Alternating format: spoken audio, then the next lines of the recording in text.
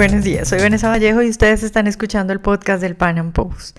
Para muchos, el capitalismo no es más que un modelo económico de gente que se hace rica a costa del sufrimiento de otros y que luego anda por ahí derrochando su fortuna. Sin embargo, para los liberales, el capitalismo y el liberalismo son valores, es cuestión de valores.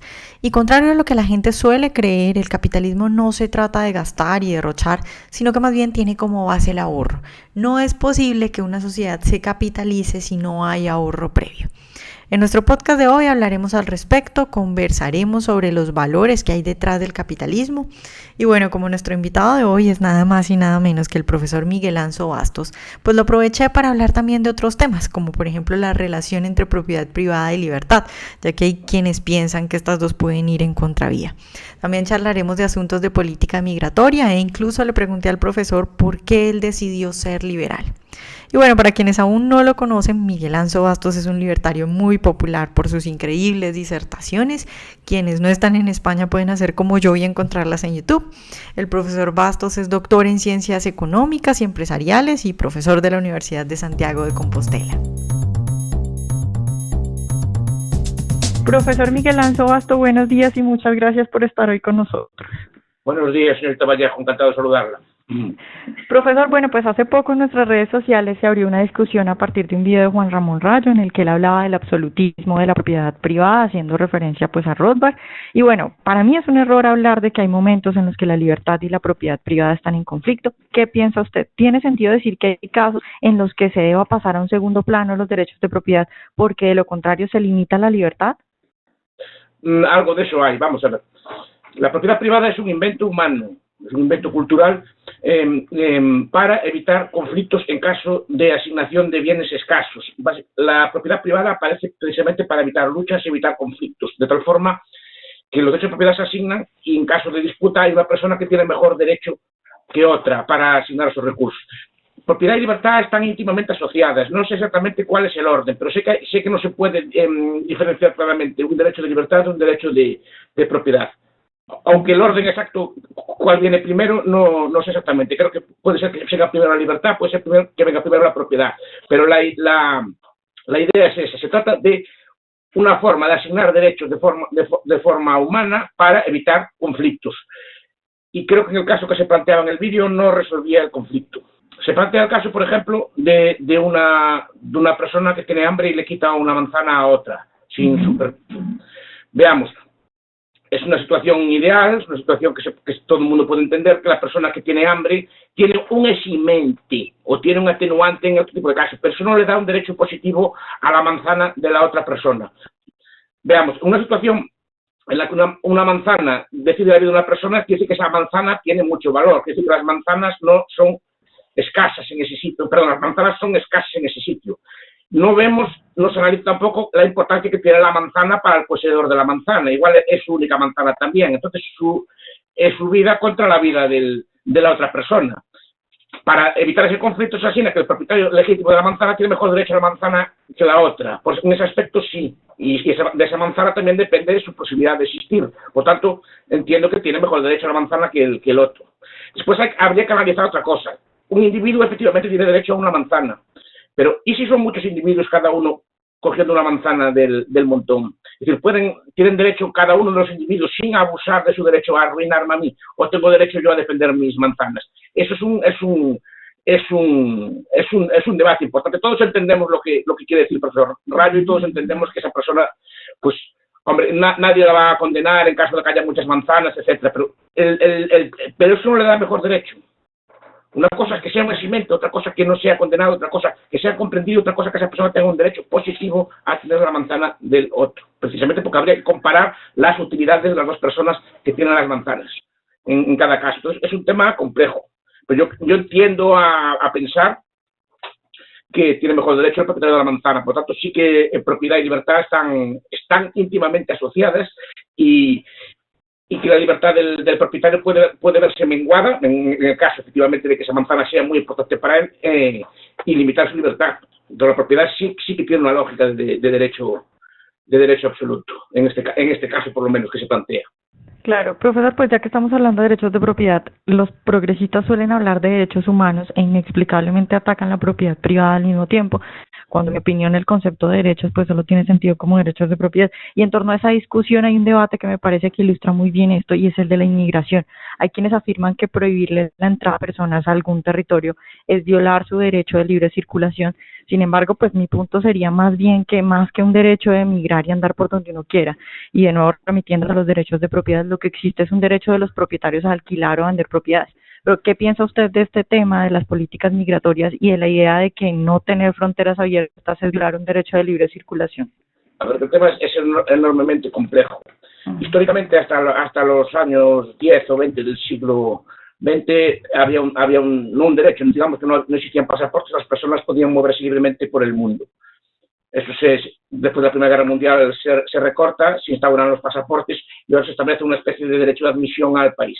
El tema es muy complejo, primero, porque habría que dilucidar aquí los espacios públicos de los países a quién pertenecen, habría que delimitarlos. Es decir, pertenecen a los de habitantes, por ejemplo, de Bogotá, pertenecen a los colombianos, pertenecen a los americanos, pertenecen al mundo entero. Habría que determinar quiénes son los propietarios de los espacios públicos, porque se entiende que el inmigrante va a usar o a disfrutar de bienes públicos construidos por otras personas.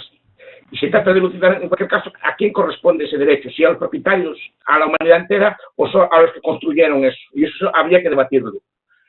Y si se determina, tras discusión, que la propiedad le corresponde a los que construyeron esos espacios públicos, son los propietarios de ese espacio público, son los que construyeron ese espacio público, sus descendientes o sus legítimos sucesores, quienes tienen derecho a determinar quién entra o no entra en ese espacio público. Después hay que sumarle otra cosa más, es decir, que normalmente la inmigración no va asociada solo con la inmigración. Cuando nuestros antepasados emigraban a otros países, emigraban a Alemania o emigraban a Argentina o emigraban a otros países, o a Colombia, a otros países, viajaban pero no reclamaban derechos positivos allí. O sea, no reclamaban el derecho a un empleo, no reclamaban el derecho a asistencia social, no reclamaban una serie de derechos positivos. Eso puede ser probablemente lo que dificulte la inmigración libre. Milton Friedman habló alguna vez de que la inmigración debería ser libre, pero sin derechos sociales asociados, o sea, sin estado de bienestar. El estado de bienestar en este aspecto es un limitador de la libre inmigración. Si una persona va a otro país, va a trabajar, alguien la acepta en su trabajo, alguien alquila una vivienda, en principio no hay por qué oponerse a ello. Lo que hay que oponerse es que esas personas, digamos, tengan derecho a que a las personas ya nativas o las personas existentes tengan que pagarle prestaciones o tengan que pagar algún tipo de elemento a los que lleguen. Y eso es uno de los elementos que dificultan la libre migración. Las restricciones a la migración, hombre, tienen varios orígenes, pero tienen un origen también sindical, en el sentido de que querían, los socialistas americanos en los años 20 decían que el resto del mundo era como los trabajadores inmigrantes eran como un ejército de reserva del capital que abarataba los salarios del país nativo, y por tanto había que restringir la entrada de migrantes para que no abarataran los salarios. O sea que las leyes de migración tienen muchos padres, y ninguno de ellos se quiere reclamar como tal. Ahora, es un debate enormemente complejo, porque, repito, requeriría dilucidar a quién corresponde la propiedad del bien público. En una sociedad sin Estado, con propiedad privada, no habría problema de migración. Simplemente el migrante iría a algún sitio con afecto o que lo quiera adoptar y ya está. Siempre estaría en la propiedad privada de alguien, entonces no habría problema ninguno. Es un problema derivado el problema de migración es un problema derivado de la existencia de bienes públicos o de territorios o espacios que son propiedades, digamos, de un colectivo. Entonces, corresponde determinar a quién es el real propietario de ese espacio público. Y es a ese propietario o propietarios que le corresponde determinar cuáles son las leyes o las normas de acogida a inmigrantes. Pero es un tema enormemente complejo y que divide mucho a los libertarios. Sí, bueno, profesor, pasando un poco a otro tema, la verdad es que usted pues es de las pocas personas que dentro del liberalismo veo yo que continuamente hace hincapié en los valores y que específicamente habla de que el capitalismo pues es cuestión de valores. ¿Qué le podemos decir a esa gente que cree simplemente que el capitalismo es andar consiguiendo dinero a como dé lugar sin importar lo que haga y malgastando y derrochando cualquier cosa? Porque el capitalismo no es consumismo, yo creo que es una idea que también es antigua, pero que vio su máxima expresión en el keynesianismo.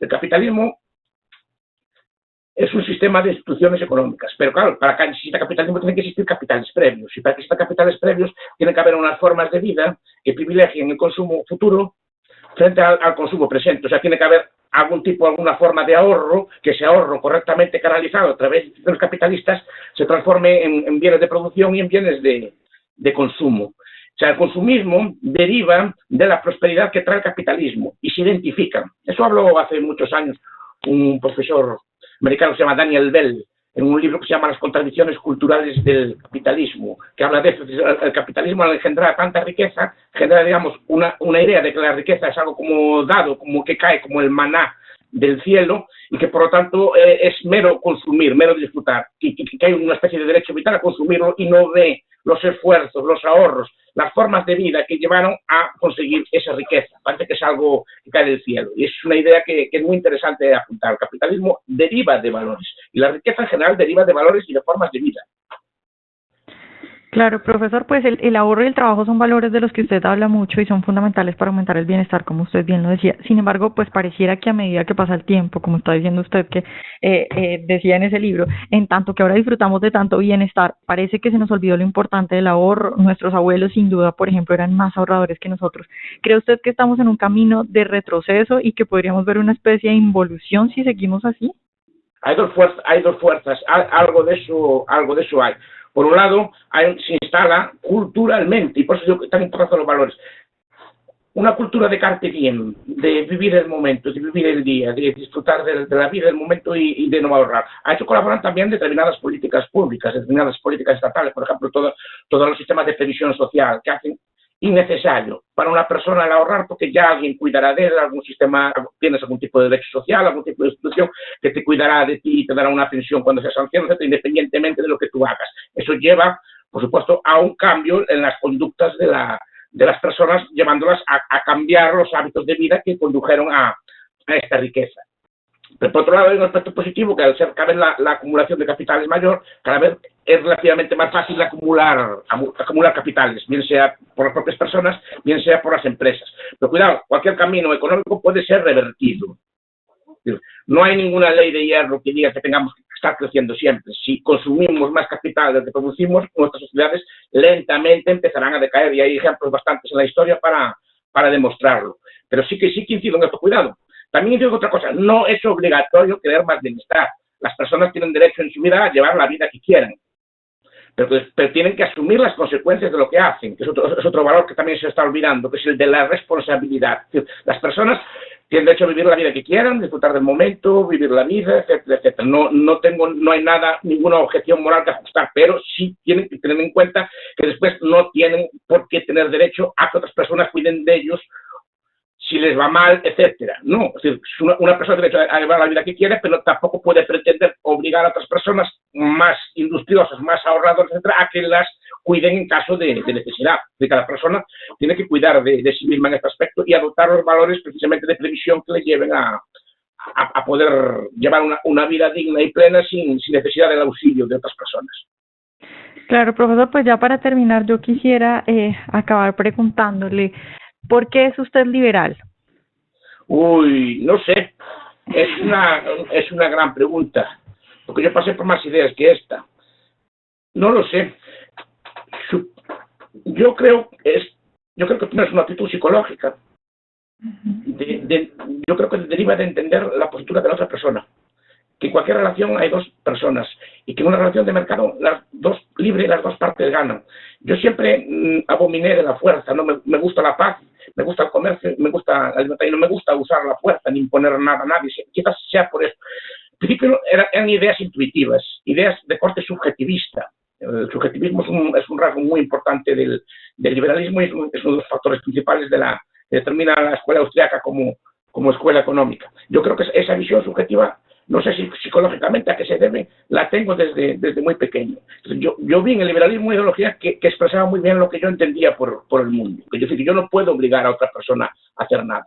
Yo tengo derecho a comerciar con otra persona no tiene por qué querer comerciar conmigo. Yo quiero asociarme con una persona, la otra no quiere asociarse conmigo. Igual que otras personas quieren asociarse conmigo, yo no quiero asociarme con ellas.